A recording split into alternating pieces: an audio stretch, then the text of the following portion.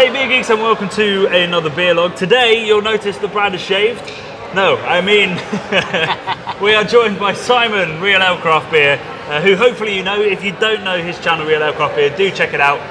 The link's in the description box below. It's also on our homepage and our recommended channels. All the beer reviewing you could possibly want. Thank you, Jonny. Find a Real Ale Craft Beer. Thank you very much. How are you? You okay? Yeah, all gravy. Good, it's good. exciting to be here in your homeland. Yes, Tiny Rebel. Yeah, absolutely. We're at Tiny Rebel in Newport, South Wales. Yep. I've just done a podcast for Good Bit Hunting with the guys from Tiny Rebel, and we thought it'd be a great time to catch up with Simon. We haven't seen each other for years. Yeah. One of our first ever craft beer channel videos was a brew day at Brains with Brains you. Brewery. You can now get that beer in a little. I don't know how I feel about it. Well, I do know how I feel about it. It's shit. But I'm trying to be diplomatic. Yeah. But I thought it'd be a good chance to meet up and have a little chat about what is probably your most local brewery. This is, in terms of bringing the family and having a meal, it's kid friendly. Bring your kids, have a meal, have a few beers. It's fantastic. Get the wife to drive. Yeah, of course. Job done. Yeah.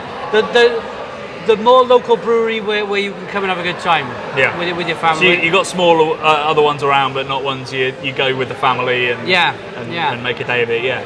I mean, this site is terrific, incredible. Yeah. We did an Instagram video that you can check out on that. We're just giving you a quick tour. It's like being in America, like these amazing experiential tap rooms where they've spent millions on making sure that you walk away going, I love this brand.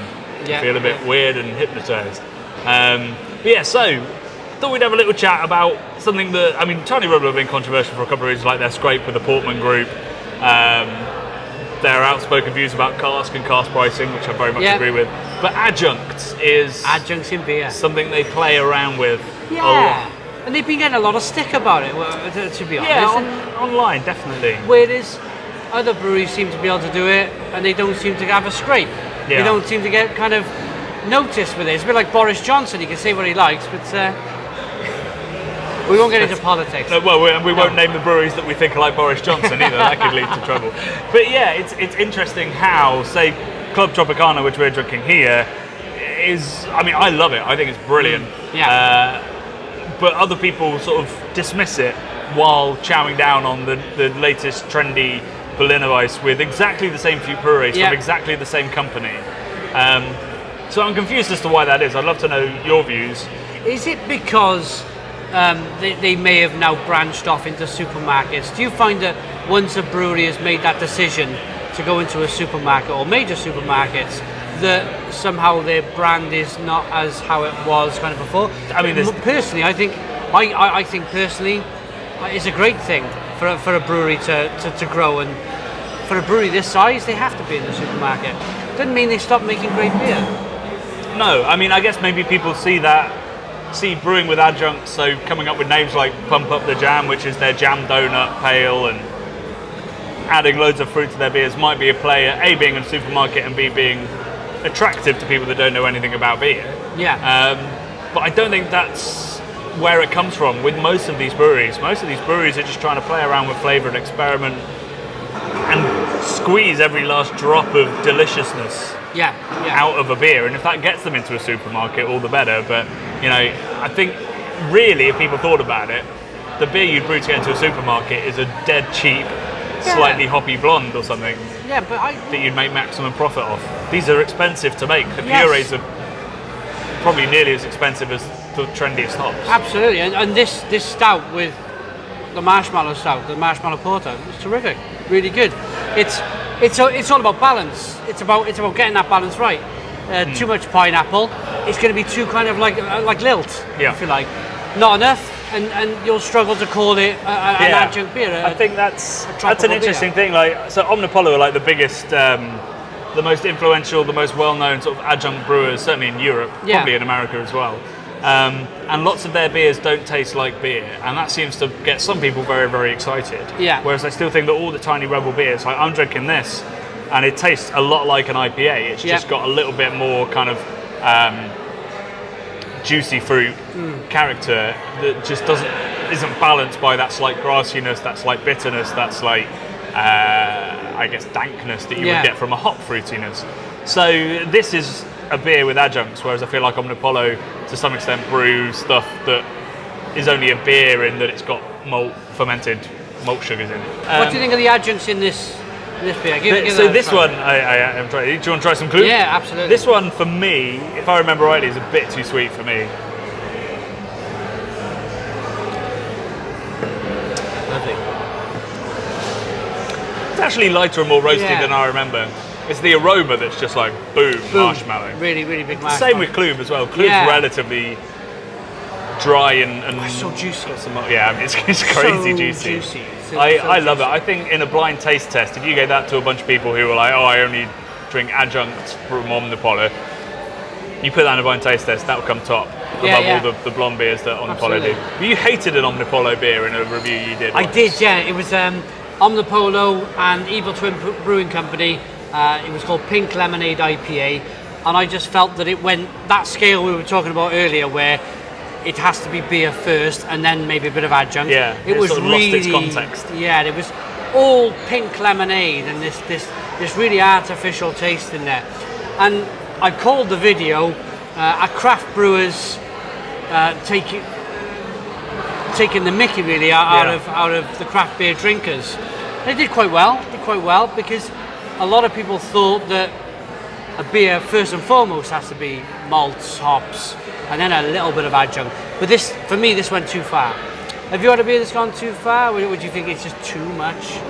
I've had many beers that have taken a certain thing way too far. I think, I can't remember which brewer I was talking to about this. There was some brewer I was chatting to who said, and I really liked it, he said, if you can taste a beer with adjuncts in and you can go, that's that adjunct, then you might have done it wrong. Like, really, these beers should be balanced. And so if you're going to put cacao nibs in, you want a hint of that cacao. You want to go, oh, it's kind of chocolatey and bitter and roasty. What you don't want to do is go, man, that tastes of cacao nib, because then it doesn't taste like a beer. And that's not always true, because like coffee beers, you know when you've got a coffee beer to your lips. But I think it's a really good way of looking at it. Like, am I tasting or smelling the adjunct, or am I tasting or smelling the whole thing altogether? So, I mean, I don't want to come across as like anti-adjunct. Like, I love using adjuncts in my home brewing, and I love seeing it in breweries. But I dislike the way that it's become, to some extent, a marketing technique, or something you brag about, or something that completely dominates the flavour. Like, I mean, here they call this a marshmallow stout, but Club Tropicana, they don't even mention the purees until it comes to the ingredients. So they're not trying to sell it as this juicy turbo shandy. They're trying to sell it as a beer, and you might go, oh, it's got all these fruity notes I wouldn't expect from hops, and you go, well, actually, it's because it's got pineapple and apricot and another one in. Do you think with the price of hops going up and up and up, do you think some brewers may use these adjuncts to get around the price of the hops? I think you'd be quite a sensible brewer if you did. Like, hops are very seasonal, they're very hard to get hold of, and they're very expensive. If you want to do a core beer, like with Citra, that's a tricky thing to do. Yeah, massively. So maybe instead of doing Citra, if you put a bunch of grapefruit in there, and it's perfectly fine. It could be a great way. As long as it's beer first. Yeah. Or so long as it's complementing those hops. So I mean, that's probably something the brewers are thinking about now. Thinking about sustainable business-wise ways to make sure that they can keep making the beers that they know sell. They've been doing it for years. Like, famously, the Belgian wit. You know, they were trying to recreate the German Hefeweiss with their slightly different yeast that produce different flavours. They put orange peel and coriander in it. Oh, and then, you know, that's adjunct brewing, and it was them trying to recreate flavours they weren't able to get in other ways. Okay, and I think that's fair enough. Nobody turns their nose up at a wit because it's got that in. No. So why are we doing the same for somebody putting some grapefruit peel in their beer? I think it's all about context and balance and intention. Creeks, framboos. Yeah, exactly. Yeah, the whole Belgian lambic tradition is all adjunct stuff. So people that turn their nose up at that, I think, are just playing wrong. The Belgians have been doing it for hundreds of years. And if the Belgians have been doing it, it's fine.